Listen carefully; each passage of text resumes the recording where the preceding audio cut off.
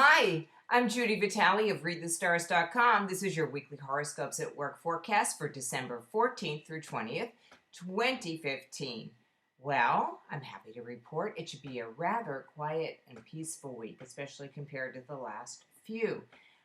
We still have the sun in Sagittarius. This is the last week for that, so that party mood is still going to be going. But at the same time, I think that things are just going to be on an even keel. We're pretty much going to have all the planets where they were the last time that we spoke, and no big major changes. Probably the most exciting thing are a couple of aspects toward the end of the weekend with involving the erratic energy of the planet Uranus, and we will talk about that when we get to the weekend's outline. But let's start first with Monday. Early on the East Coast, the moon will slip into Aquarius. This starts the week off with a rather kind of even-minded mood. People will pretty much be able to know what they want and not make a big deal out of it.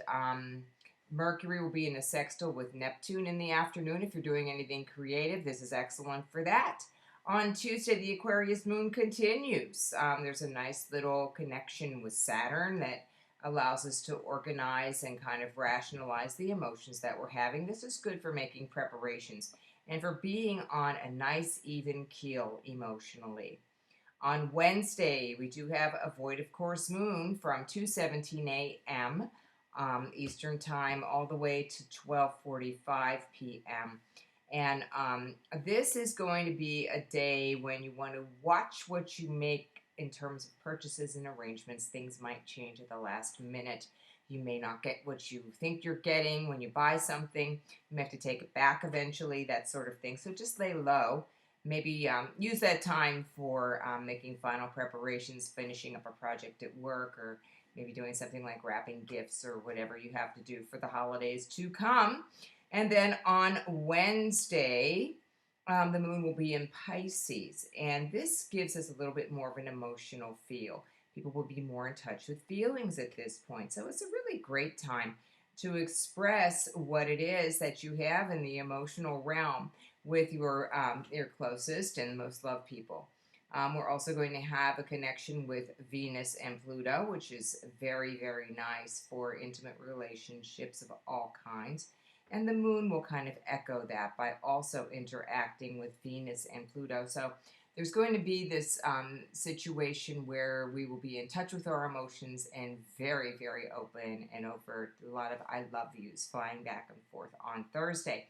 Friday, we have the void of course moon beginning at 10:14 a.m. and going all the way to 4:26 p.m. So be very, very careful with anything that you are doing and making a commitment to during those hours, because you're going to find again during the void of course moon that things never turn out the way that they're supposed to. You'll have the moon opposite Jupiter early in the morning and the moon square the sun, another word for the first quarter moon. And so this is a time when we'll be optimistic, but just don't make too many definite moves.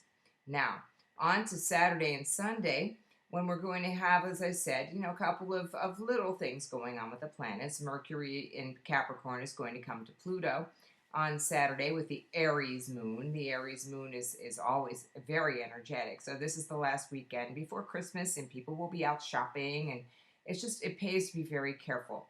Be also very careful about what you say on Saturday, because with Mercury and Pluto together, we tend to say things that show how much we want to exert our power. So be careful there. And then also with the moon, not only conjunct, but in alignment in terms of declination with Uranus on Saturday night, look for some surprises and maybe some outbursts that you weren't expecting to make or to receive. On Sunday, we have the Aries moon for most of the day till about 5:01 p.m. Well, it's still in Aries, but we will have a void of course moon between then and 7:13 p.m. And Mercury in a square with Uranus late Sunday night. So all of those last minute thoughts. Try to do something to calm yourself. Focus on what really matters at this time of year, which is the light inside of each of us.